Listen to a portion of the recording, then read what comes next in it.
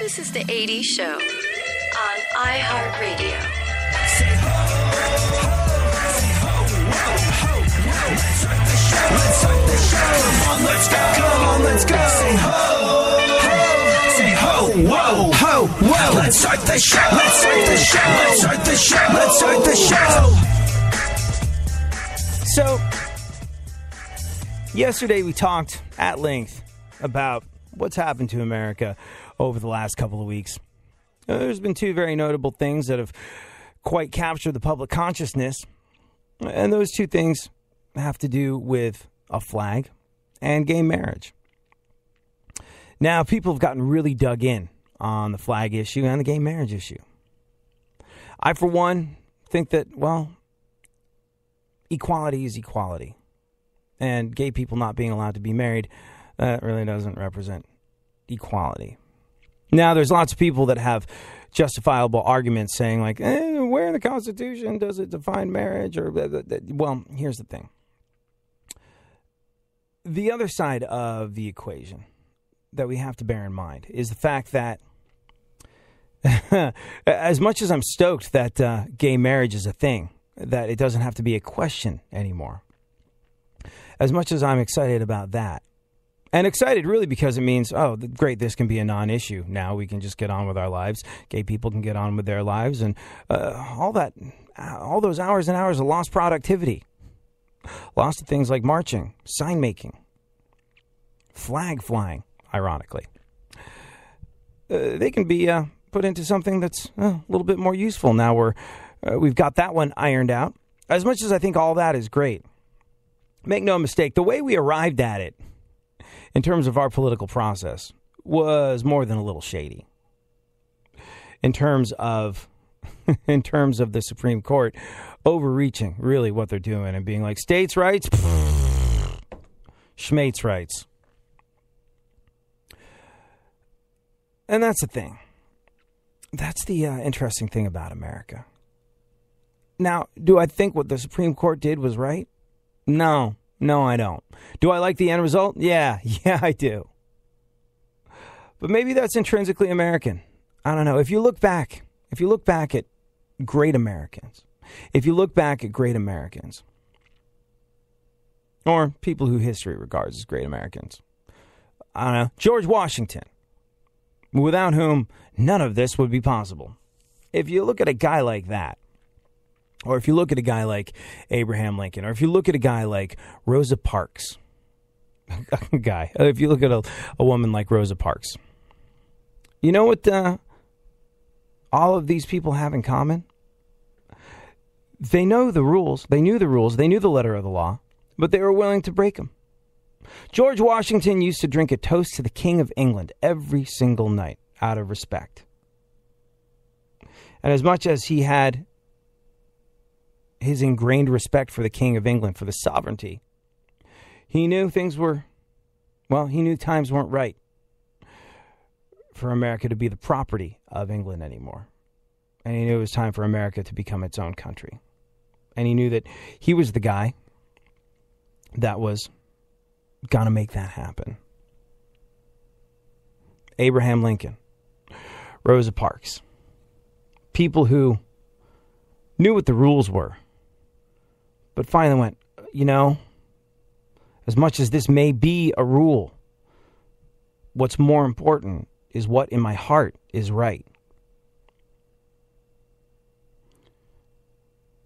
And that's kind of the spirit on which America was founded. America is a young, rebellious country. America is a maverick in its thinking. America is this punk-ass kid on the world stage, making big moves. Hopefully more times than not, out of a sense of what is right.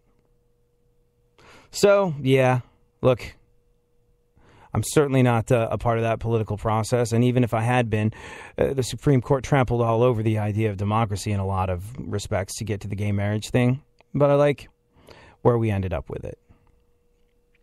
Not necessarily comfortable about the precedent it sets, but look, life is unfair. Life is unfair. Politics are crooked. And people on a political stage do things for all kinds of crazy ulterior motives that have nothing to do with the end result. It has more to do with how it makes them look. And I don't think it's any huge coincidence that we're in the run-up to an election year and big issues like gay marriage come up. Bottom line is I'm happy with how they got there. Now, the flag. The flag's another interesting one for sure. The flag is another interesting one in as much as, well, to a lot of people, it's tantamount to a swastika, the stars and bars, the rebel flag, the Confederate flag. What is accepted as being the Confederate flag is tantamount to a swastika. It carries a certain amount of weight to it. Now then, for a lot of people, it doesn't mean that. It means a sense of heritage. It means a sense of local pride, if you will. And it doesn't hold that meaning. Now, it's a flag. It's a piece of cloth. Do you really feel like wearing something that is, or flying something that is to some people tantamount to a swastika and having to have the conversation every single time? No. It's family heritage. It's not hate. Trust me. No, I know you're recoiling, but that's not what it's all about. Got a very interesting letter from someone whose family was a part of the Confederacy and why it worries them that the flag has been done away with. And it was an illuminating prospect that I think will help us all get a little bit more on the same page with one another when it comes to these sorts of things. We'll do that next. Tagging up the subway trains, remembering to be scared of AIDS. Man, those were the good old days. Now all these bands, it seems, got dreams of getting paid, but they don't know how to rock a show, just dream of interweb fame. iHeartRadio shines the spotlight on Bad Company.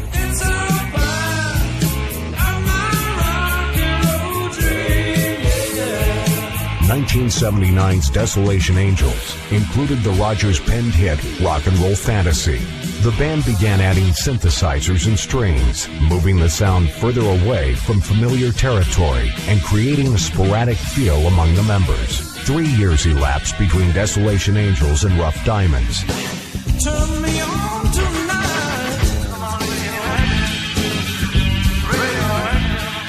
The group disbanded, with Rogers releasing a solo LP in 1983, then forming yet another supergroup, The Firm, with Jimmy Page, bassist keyboardist Tony Franklin, and drummer Chris Slade. After 2 LPs, the quartet broke up in 1986, just as Ralphs and Kirk were putting Bad Company back together. Former Ted Nugent vocalist Brian Howe stood in for Rogers. The group stuck closely to the original lineup's riffy blues rock formula, but its first album, Fame and Fortune, disappeared from the chart after just 9 weeks. However, Dangerous Age eventually went gold, while Holy Water went platinum and produced the top 20 power ballad, If You Needed Somebody. Keep listening to iHeartRadio for more Bad Company and all your favorite artists.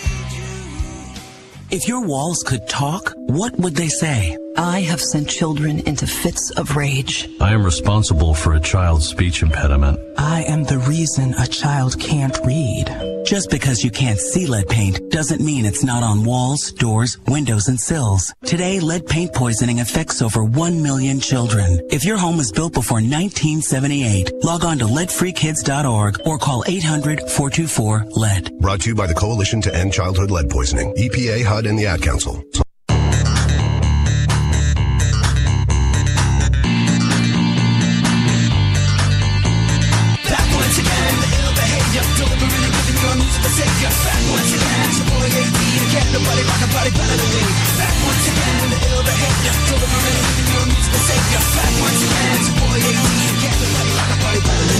Hey, you, what's that sound? Coming so loud from your radio dial. ADB, get it down when you're rocking the jams. Here I am, back once again.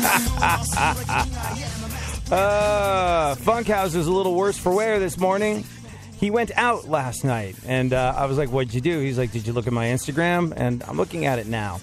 And, well, there are pictures of him with adult actresses, and so that's indicative of the type of night that I think you're supposed to say actori. Actori? Adult actori? Oh, look, she's pulling your hair in this one. Funkhauser's life better than all of our lives, by the way, just so we're clear on this. But the thing that made me laugh the most is something that you've got up there that says, "This is my stepladder. I never knew my real ladder." Very good, very funny, very well played. We'll get into exactly why Funkhauser has pictures of him getting his hair pulled by let's just say it, porn chicks on his Instagram a little later on in the show. Right now, though, if you're just joining us, we were talking about a couple of different things. That most Americans are pretty dug in on these two subjects. You're either way the hell for it or way the hell against it. And what that it is in this particular situation is, well, there's two things that have occupied the public consciousness over the last couple of weeks, and that is the gay marriage thing and the Confederate flag thing. And it's so easy to draw lines in this particular instance. And man, I just got sick of it. I got sick of people. I got sick of it. If you're for gay marriage, you're against God and you're going to burn in hell. Or if you have a Confederate flag, you clearly hate anybody that isn't white. You're essentially a KKK member and you're going to burn in hell. And so on and so forth. Now then,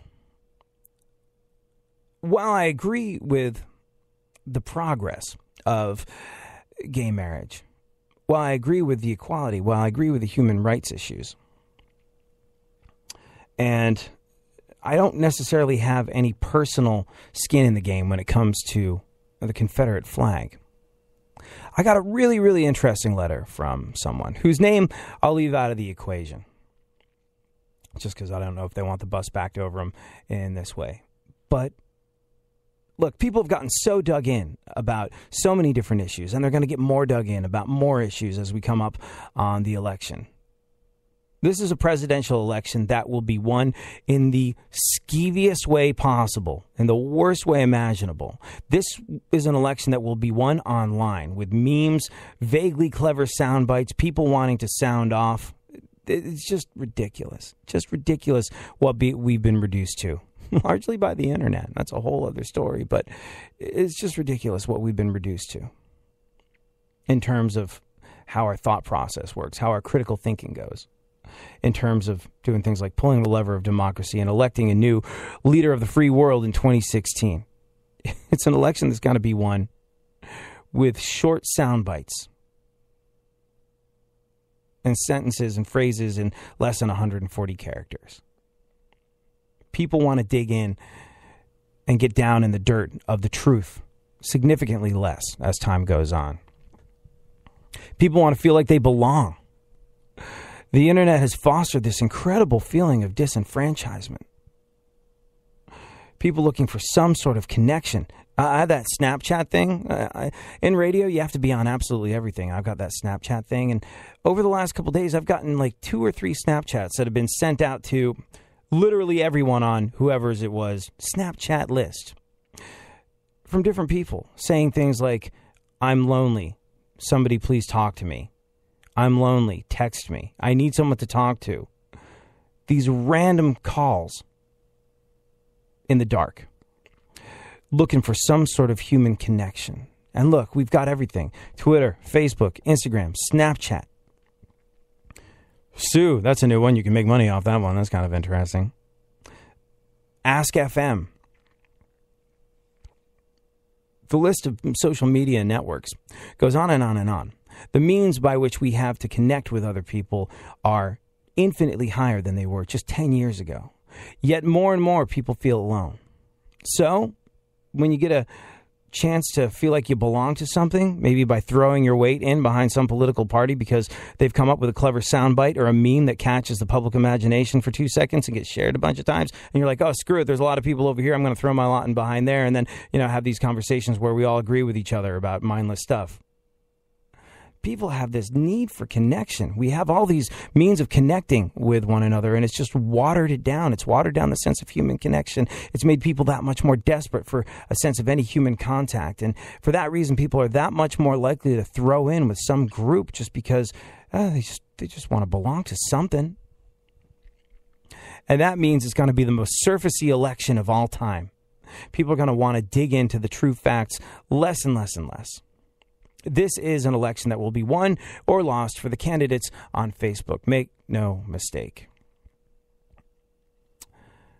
But because we're living this very surfacey, short attention span life at the moment, we don't dig in a whole lot. And look, it's great to be principled, and it's great to know where your personal moral compass's true north is. We talk about that all the time on the show. It's a very, very important thing. And it's great to be firm and fixed in your opinions of what's right and what's wrong. But it's also always worth digging into someone else's experience and trying to foster a better sense of understanding. The world would be an awfully dull place if we all agreed on everything. If people disagree, I see that as a tremendous opportunity for dialogue and understanding. And I got a really, really interesting and illuminating email about this from someone with regard to the flag. Now, my personal position on the flag, I have no skin in the game. I have no Confederate pride. I have no family background wrapped up in the flag. It means the Duke's a hazard to me. As far as banning the flag goes, look, a lot of people feel that's the right thing. That said, it's kind of weird that Klan hoods are still allowed. That says a certain something now, doesn't it? You can have those. Maybe not on government buildings, and that's a big part of the issue. But I got this fantastic email from a guy who said, I don't have a flag. I have no interest in having a flag. My concern is over this rage to take it down from wherever it flies and the snowball effect it might have on historical monuments. And most importantly, websites posting Confederate history. What are they talking about? He said, imagine yourself a barely educated, half-literate farmer in Mississippi in 1862. The raging war has been going on for over a year. You own a small plot of land where you raise and grow what you need for your family to live on. You have no slaves, and you have no stake in a rich man's war of ideology, economics, or territory. You have a field to plow, you have chickens to feed, you have kids to raise. But you hear that death itself is on the way. General Grant's making his way to Vicksburg. You're between him and his end goal. Word has reached your community of what an army on the march will do to your farm, your livelihood, your kids, your family, your wife, your possessions, your liberty, your wife, your daughter, all of it. What would you do? I don't want to butcher the pronunciation here, but a man called Isom Cephas Peoples mustered in early 1862 in Madden, Mississippi, with the Mississippi 33rd Infantry, Company A, also known as the Cumberland Guards, to fight Grant's army. Because he was afraid of losing everything. As little as he had, he was afraid of losing it all. To fight Grant's army, to defend his home and his family and his livelihood from the army slashing its way closer every single day. Isom joined the fight. The next year, he was injured at the Battle of Raymond, from which he walked back home to Neshoba County and died. The guy who wrote me the letter went on to say, he was my grandfather's grandfather. I have only a picture of his gravestone, and that cemetery has been nearly destroyed by vandals. There's a website, there's countless others that are similar that detail the history of these soldiers and their battles. The battle flag in Northern Virginia, also known as the Confederate flag, is incorporated into the 33rd Infantry's flag.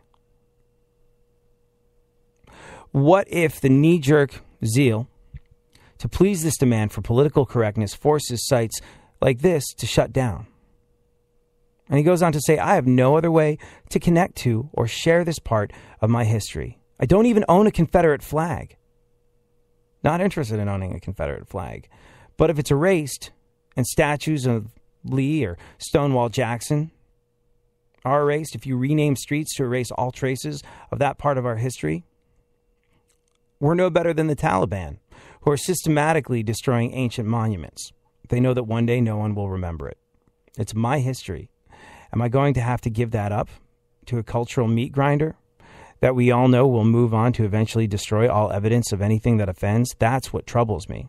Not a stupid TV show being dropped or flags taken down, but information, truth, history disappearing. Now, if you don't have that kind of heritage, and everybody has their own. Everybody has their own heritage. Everybody has their own background. Everybody has their own struggles with their personal family history, whether it's preserving what they think is a great legacy or, I don't know, I know a lot of people that want nothing to do with their legacy, try and distance themselves from their family, distant and close as much as they can. And I bring this up not because I think it is an argument for or against what's going on right now, but because it fosters a greater spirit of understanding where other people are coming from. This is a guy whose his grandfather's grandfather's grave is being desecrated by vandals who are they're going after Confederate monuments because of the slavery implications, because of the racism implications. And to this guy, look, his grandfather's grandfather wasn't a slave owner. He was just a guy that was worried about saving his teeny tiny farm, and he died as a result of trying to save his teeny tiny farm. And he wants to preserve a piece of that history. And he wants to know that he can have that information. He wants to know he can have that piece of history, and he wants to know that he can have his family's plot at a burial ground not desecrated. I don't know. There's not too many things that warrant desecrating a grave. And like I said, I bring this up not necessarily because I believe that this is an argument for or against anything going on. It can be interpreted in a number of ways, but I want to foster a greater spirit of understanding where other people are coming from on this show. And the guy that wrote me that letter, I thank him for giving me food for thought and explaining an experience that I knew about intellectually, but because of who I am, because of my personal history and family background, I had no real sort of understanding of the emotions that went into it. And whether you agree or disagree, bear in mind that most of us have the same thing that we want for ourselves and for America. Everybody wants to be able to own a home. Well, I don't know if everyone wants to be able to own a home, but everybody wants to be able to have a home. Everyone wants to be able to have a home and not worry about being homeless. Everybody wants to be able to have things like health, and everybody wants to be able to have things like an education for themselves or their children. We all want pretty much the same things. We might have very different ideas about how to get there, but we have to keep in mind that we're really, through different methods, working toward the same goal. And the better you can understand someone, the better you can understand someone else's experience, the better chance we have of getting there together. Be kind.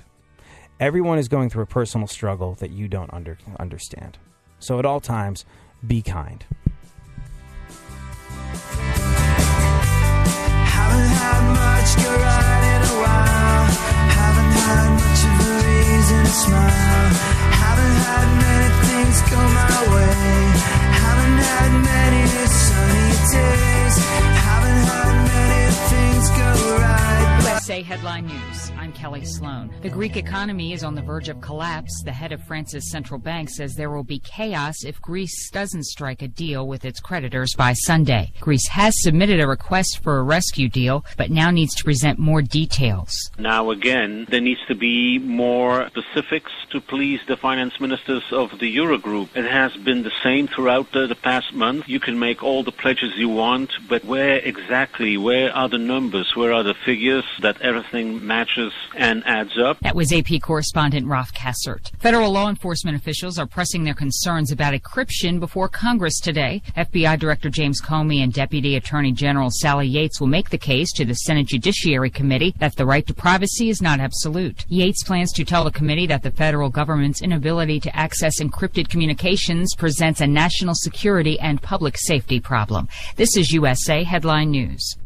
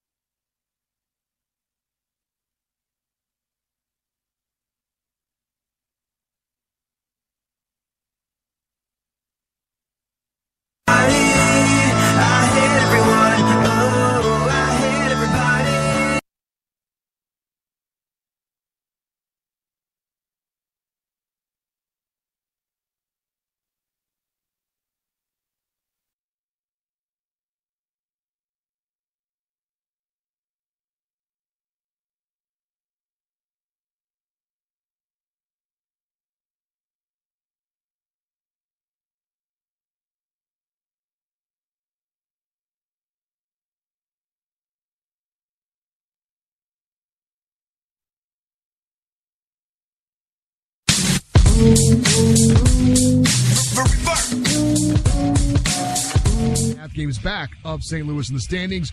Royals take 2 from the Rays. They win the first game 9-5. Paulo Orlando had a walk-off grand slam to win that game 1 for Kansas City. Royals take the second game 7-1. It was the A's beating the Yankees 4-3 in 10 innings. Blue Jays edge the White Sox 2-1. Toronto is a game and a half back in New York in the AL East race. In football news, starting in 2018, the NFL reportedly agreed to play at least 2 games per year in London for the next 10 years at the new soccer stadium for the Tottenham Hotspurs of the English Premier League. In soccer, opener of the Gold Cup for the U.S. men's team to beat Honduras 2-1. Clint Dempsey had both goals for the U.S. In the NBA, Golden State Warriors trade center David Lee to the Boston Celtics for forward Gerald Wallace. I'm Eddie Garcia. We are Buzzworth! iHeartRadio puts the spotlight on AC/DC. AC/DC was formed in 1973 by Angus and Malcolm Young in Sydney, Australia. The brothers came up with the name, an abbreviation for alternating current direct current electricity, when their sister saw it on a sewing machine. Their older brother was a member of the Easy Beats, one of Australia's most successful bands of the 60s, who had an international hit with Friday on My Mind. The group's original lineup included bassist Larry Von Crite, drummer Colin Burgess, and singer Dave Evans, though Evans was replaced by Von Scott in 1974. By that time, Angus Young was already wearing a school uniform as his on-stage costume.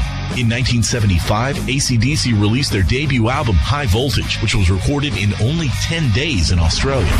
Mark Evans and Phil Rudd replaced Van Crite and Burgess after the album, and the new lineup released their follow-up, TNT, later in 1975. 'Cause I'm TNT, I'm dynamite.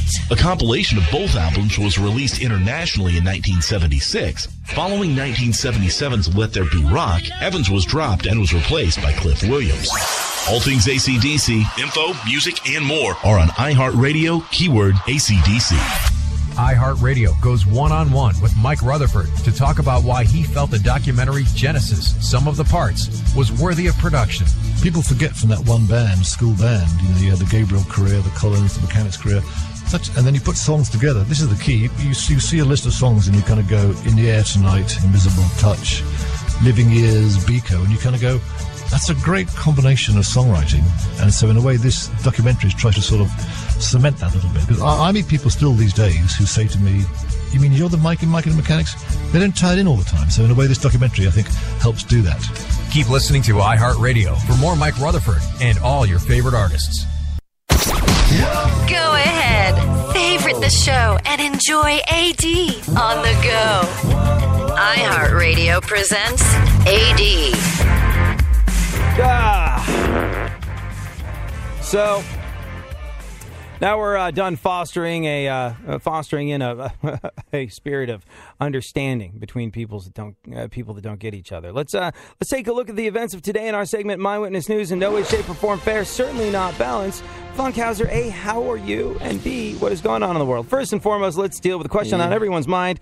Why is there a picture of you on your Instagram with your hair being pulled by porn chick Jaden Cole? I don't know. I don't remember much of last night. You are can level with her. Yeah, I was a can. Well, she showed up.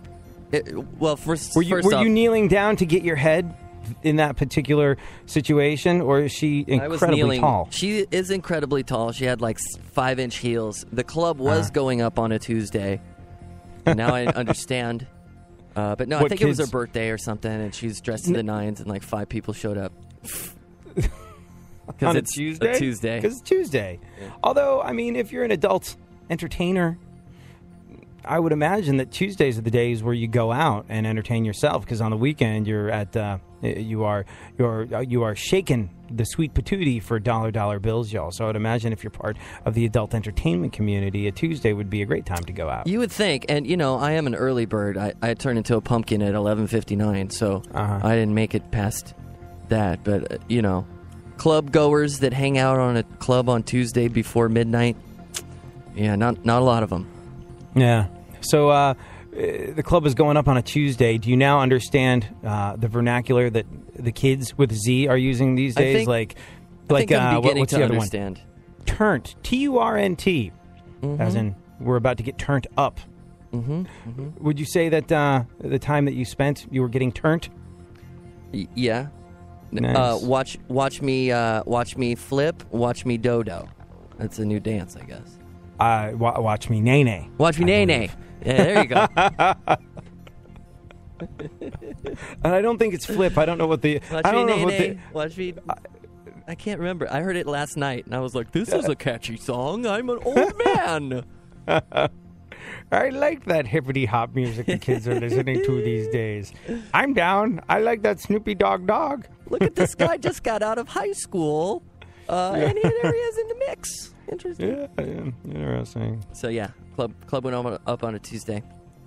Club went up on a Tuesday. It was interesting if I hadn't noticed a certain amount of labored breathing in Funkhauser's voice as he struggled to make it through the day. Yeah. I would have had no idea that he did this. Very much pain. This is just a night on the town for Funkhauser. Yeah, what'd you do? Nothing. Excuse me. What'd you do? Nothing. Oh, wait, no, I did go out to a club with porn stars and get my hair pulled by them.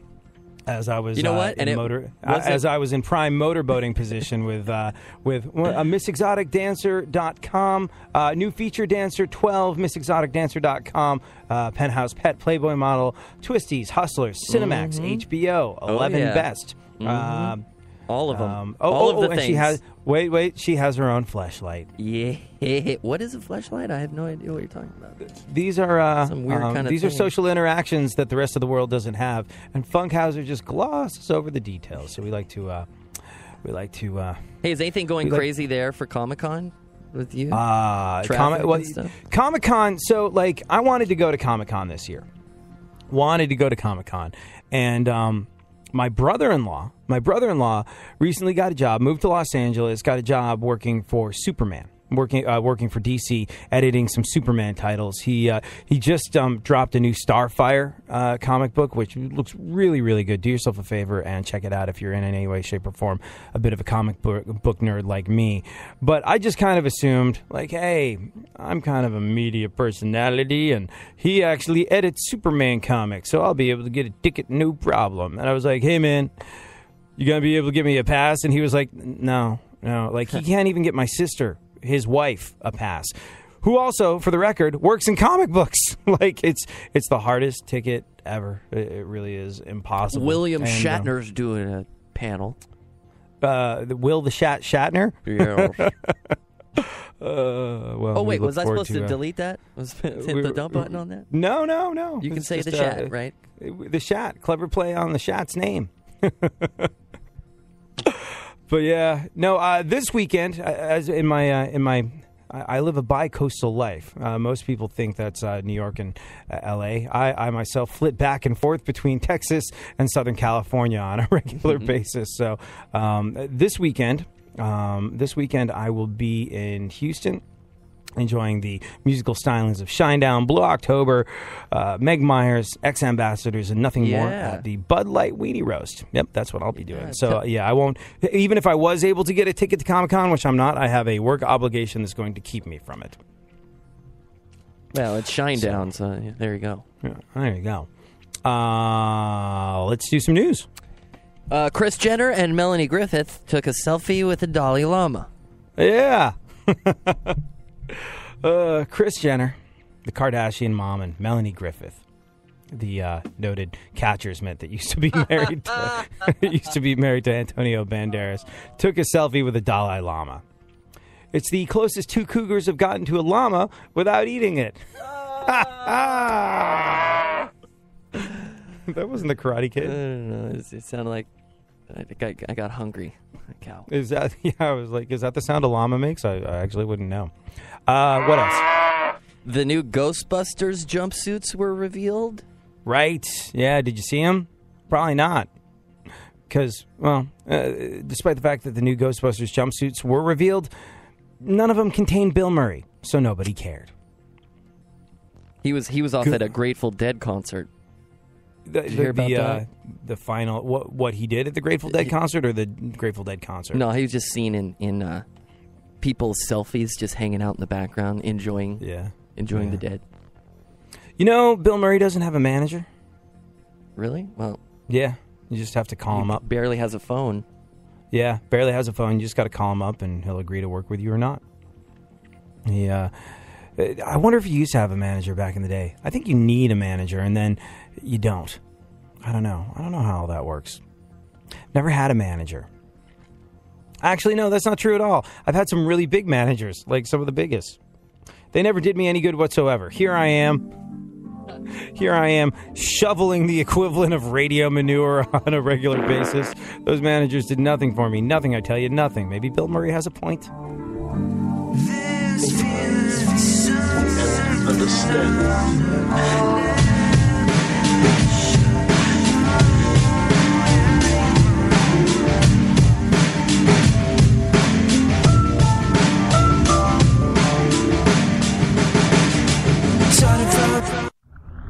iHeartRadio shines the spotlight on Guns N' Roses.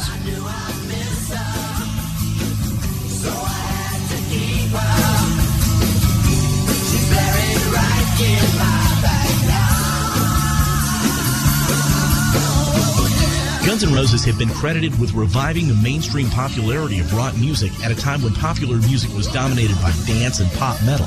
In 1991, the band released Use Your Illusion 1 and Use Your Illusion 2. They debuted at number 2 and number 1 on the Billboard 200 and have sold a combined 35 million copies worldwide.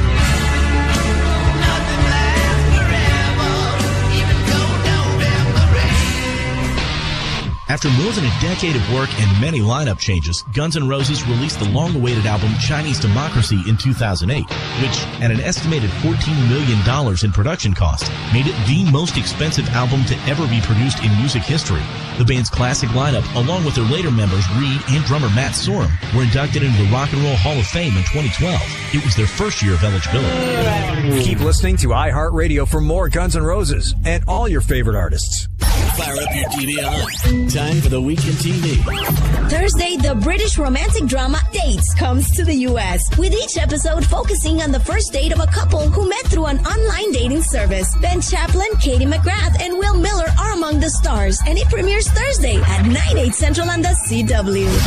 On Friday, the magic show Masters of Illusion returns for another season, hosted by Dean Cain at 8/7 Central on the CW. Sunday night, the hit crime drama Ray Donovan and the period drama Masters of Sex are both back for a third season, starting at 9/8 Central on Showtime. Also back for a new season is the horror drama The Strain, Sunday at 10/9 Central on FX. And that's your Week in TV on iHeartRadio. Delivering fascinating subjects, interesting talk, and boobs and fart jokes. AD on iHeartRadio. Yeah. let's go. Talking that mess, better act like you know. Oh, let's go tonight. Walk away, punk, yeah, bitch. That's right, I know this. You're nothing but a punk, bitch. You're nothing but a punk, bitch. So walk away, yeah, yeah. You've been talking about me. Alrighty then, Funkhauser, let's roll through some more news, and then, well, oh my gosh, there's so much going on. Donald Trump is losing money and supporters left, right, and center. And Paula Deen tweeted a photo of her son in brown face. Oh, it's true. It's a thing. It happened. And we'll get to all of that after we wrap up the news. My size in the news. My size back. She was caught on camera making out with her girlfriend. You know the rule. Whenever you call Miley Cyrus my Cy on this show, you need to swish around in a floral print number after having tucked. Okay. All right. She was caught on camera making out with her girlfriend. Was that you, Funkhauser? What, me? Girlfriend. My Cy. I was a reach. Sorry. Me and my wig. Yeah, she was horrified by the invasion of privacy. Kidding. She directed the shoot. Go on. Kim Kardashian recently endorsed Hillary Clinton. Yeah, as we draw closer to the time where you're going to pull the lever for democracy in 2016 and elect a new leader of the free world, are you kind of managing to narrow the field a little bit? Are you figuring out who you like, who you don't like, who you will potentially cast your vote for if they secure a nomination? And if you're a little unclear on the whole situation, does something like a celebrity endorsement make a difference to you? Kim Kardashian, I think this is a kind of celebrity endorsement you might want to avoid. It could do more harm than good. That said, Kim Kardashian's got legions of mindless followers that will probably just do whatever the hell she tweets or Instagrams or what have you. But yeah, Kim Kardashian recently endorsed Hillary Clinton for president in 2016. Only, I think, after someone told her what endorse meant. But it's good. Pretty much locks up the filthy rich, no talent, narcissistic fame whore vote for Hillary, so good job. Endorse, does that mean I get money? I do that in the check. It's nice. It's a nice change to hear a presidential politics story involving a big ass that has nothing to do with Trump. Go on. Speaking of ass, Justin Bieber posted an Instagram photo of his naked butt. Yeah, you know, he's got so many levels to him because right after he posted a photo on Instagram of his naked butt, he posted a solution to the Greek debt crisis. Kidding. Another picture of his butt. Go on. New book claims Peter O'Toole had sex with over 1,000 people. Yeah. Who's Peter O'Toole? The book is he's a famous actor. Oh. Google him. You'll recognize him. He's been in like 8 million things. But yeah, new book claims that Peter O'Toole had sex with over 1,000 people. The book's title? The book's called Why Peter O'Toole Will Never Fit In at Comic-Con. Go on. Seattle Seahawks quarterback Russell Wilson says he's abstaining from sex with Ciara until marriage. Oh, look at that. We were all wrong. He can make a worse decision than passing it on the final play at the Super Bowl. That is a tough decision there. Well, Ciara, we're going to have to wait. Yeah. Has to be her idea. I don't think so. He's all Jesus-y. He's like Tim Tebow. He has a noted Tim Tebow rifles passes directly into the dirt and then claims that God is on his side. He's not on his side. Russell Wilson has gone on the record saying he thinks God is on his side, or says he talks to him or something like that. And he was the guy. He was the guy who passed it on the final play of the Super Bowl. God's not on your side. God's teaching you a lesson in some way, shape, or form. That's God smacking you down. You had it. Too bad you suck. What else? But God wanted me to lose. He said that was the plan. Part of his plan. Google's first driverless cars hit the road in Austin, so watch out this weekend. Yeah. It's like science fiction becoming a reality. I hope this means more science fiction will become a reality, because I want to nail the blue chick from Avatar, so there's that. Oh, man, it'd be terrible if the car somehow malfunctioned and ran over a group of insufferable Austin hipsters. That would be just terrible, right? Right. Go on. Starbucks raised prices on most drinks yesterday. Well, it's about time. I was worried that Starbucks wouldn't be able to keep their doors open with their current ridiculously low prices. Kidding! Still paying off a latte I got in 2011. This is why I recently launched a Kickstarter campaign to raise funds so I can buy myself a grande frappuccino sometime before the end of the year. Go on. Here's some news from my old alma mater. The LA Unified School District will educate students on the dangers of sharing naked photos via text, a.k.a. sexting. Right. They will educate students on the dangers of sharing naked photos via text, specifically with their teachers. Their dirty, hoary teachers. Mm-hmm. Some of them have nice mugshots, though. Those are fun when you... Thousands of runners were sickened by fecal exposure after participating in a recent 10K mud run in France. Yeah. So you can add dirt to the long list of things that the French have surrendered to. Oh no, we suck again. All right then. So, do we have any updates on the whole Jared from Subway child porn investigation thing? Do we know any more about that? What's the latest on that? It took them less than a day for Subway to go, we're going to suspend our relationship with you. Yeah. But he still says he ain't done nothing. Yeah, you know Jared Fogle is Jared from Subway, the guy who lost hundreds of pounds eating Subway sandwiches. He went on to make millions of dollars as the face of the company for 15 years. Yesterday morning at 6:30 a.m., the FBI raided Jared's house in Zionsville, Indiana, as part of a child pornography investigation. Now, before we get too far, no one is saying Jared watches or downloads or traffics in child pornography. He has not, let's be clear on this, been charged with any crime. That didn't stop Subway from dropping him, though. And it's just, what do you do? Like, he probably didn't do anything. He probably didn't do anything. We hope he didn't do anything. Say it ain't so. But, you know, once your name is in headlines and child porn is in the same sentence, that's pretty much it for you as an endorser of any product.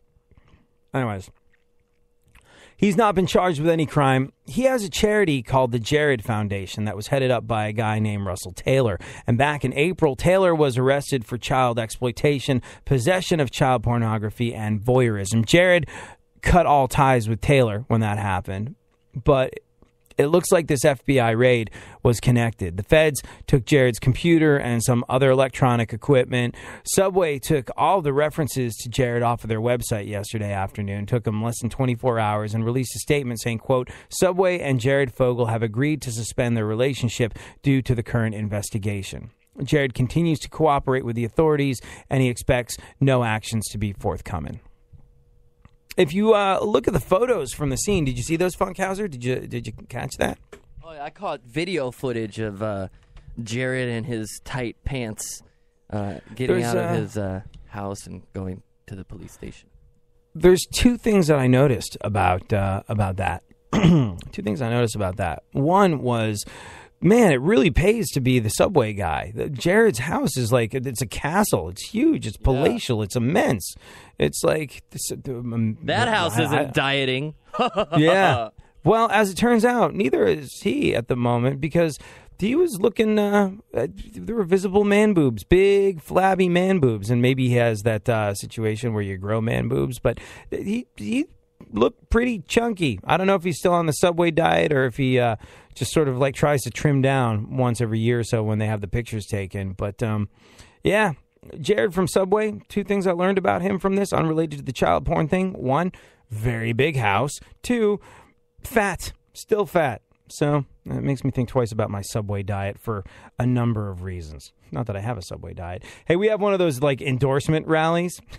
We have one of those endorsement rallies at the radio station here today. And for like a little peek behind the radio curtains, an endorsement rally is when you get together with a sales staff and you go, all right, who feels like they should be endorsing what products around here? What is a natural fit for you and your show? And I've been debating the poor taste of the situation to walk into the meeting and be like, well, I'm guessing Subway needs a new guy. That I probably should not do that, right, Funkhauser? No, probably not. Yeah, unless you come in like with fanfare and stuff. Yeah. Yes. I think we need a new Subway guy. Sounds like something from the X-Files. Did you watch the X-Files in the 90s? Never. I have a binge to look forward to. I'm like 23 episodes into it, and I watched the occasional episode here and there when I was a kid, but man, that's some compelling stuff. And what's very interesting is, aside from the enormous cell phones and the fact that they keep playing things on cassette tape when they need to listen to audio, it really hasn't aged at all. It looks, it really kind of like a classic thing. People don't have stupid 90s haircuts. And I mean, you know, the Gillian Anderson character, she has kind of a 90s haircut going on, but I think that's just more her than anything Scully, else. this door is unlocked. Mulder, don't go in there. There's aliens in there. It's really good. Like, I kind of... you know, it's funny because people were just... it's almost like a horror movie in some places. It definitely keeps you on the edge of your seat. It's certainly a page-turning flick. I wildly recommend it. But this is just like me. I get excited about things 20 years too late. I still think that Adam Sandler doing Cajun Man on Saturday Night Live on a DVD that I discovered a little while ago, the best of Adam Sandler on SNL, I still think that's hilarious. Like, a couple years ago, I saw that for the first time, and I walked in. I was like, hey, do you ever see that Adam Sandler thing where he's Cajun Man? Where'd you go? On vacation. What'd you do to stop yourself from getting sunburned? Suntan lotion. Did you drink a lot? Inebriation. Did you see a lot of girls? Titillation. I noticed you're pretty ripped. Definition. How did you get that way? Metabolism. Really? Liposuction. Like, it's hilarious, and I got all excited to talk about it, and people like, you realize that your level of excitement in Cajun Man by Adam Sandler from SNL it's like being excited by Where's the Beef. It makes no sense whatsoever. Who let this guy out of a time capsule? Exactly. Yeah. Totally true. Donald Trump says, give me a break as more corporations cut ties with him. ESPN and the PGA are the latest corporations to cut ties with Trump. In a statement, Trump said he's better off without them. He said that they'll come running back to him someday and, quote, give me a break. All this because of my strong stance on illegal immigration. You know when you get into a fight with your girlfriend and you're like, what did I say? And she goes, it's not what you said. It's the way you said it. That's exactly what's happened to Trump right now. Like, if you dig through the ridiculousness of all the Trumpisms surrounding it, he does have some very valid, cogent points about border protection and illegal immigration. The way he framed it up, saying, Mexicans are coming here and ruining everything. Yeah. People would take him so much more seriously if he just picked his words slightly more carefully. Because I think we all care about border protection. I think we all care about illegals coming here and carrying on criminal activity. I can't imagine anyone who goes, you know what's really great? Drug cartels coming over from Mexico, murdering, killing, and infecting our society with illegal drugs for their profit and gain. No one thinks that's a good thing. And that's essentially what Trump was getting at. He just wrapped it up in a wildly stupid package. But then that's sort of what Trump is. A lot of great ideas, horrendous execution. Have a good one.